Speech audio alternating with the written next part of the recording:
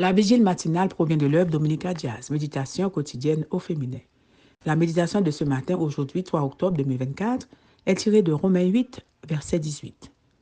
J'estime que nos souffrances du temps présent ne sont pas comparables à la gloire que Dieu nous révélera. Le bonheur, page 285. Le défunt scientifique et écrivain espagnol Eduard Poinsett a fait cette déclaration. Le bonheur est dans la salle d'attente du bonheur.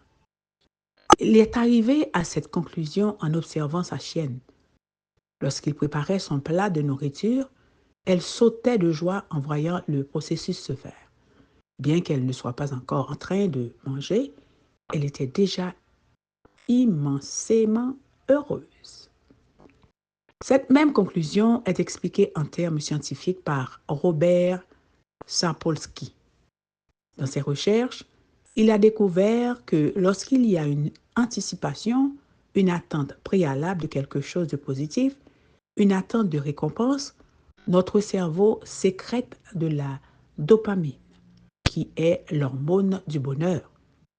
En d'autres termes, nos circuits neuronaux du bonheur sont activés lorsque nous avons l'espoir que lorsque quelque chose de bien va se produire. Et c'est précisément pour cela que nous sommes heureux. Cette idée est quelque peu révolutionnaire car elle ne place pas le bonheur dans l'atteinte du but lui-même, mais dans le processus qui mène à ce but. Et cela me fait m'interroger si j'ai la plus haute espérance, c'est-à-dire l'attente que la promesse de Dieu se réalise dans ma vie, ne devrais-je pas être heureuse ici et maintenant puisque je suis dans la salle d'attente de ce bonheur?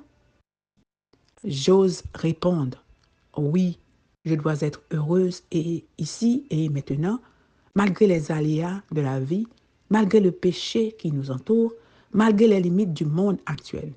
Pourquoi?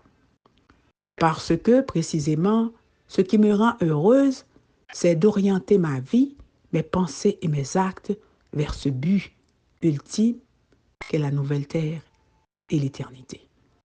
Cette espérance qui s'ouvre devant nous ne se traduit pas par une attitude passive de simples attentes, mais par une attitude active de mise au diapason de toute notre vie avec cette attente.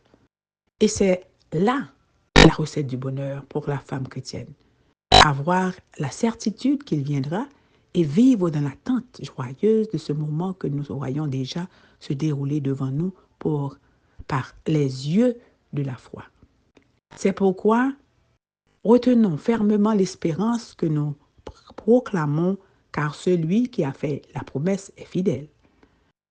C'est dans le maintien ferme de cette espérance que réside notre bonheur actuel. Nous sommes dans la salle d'attente de la gloire à venir. Amen, amen, amen. Le bonheur. Que Dieu vous bénisse. Bonne journée.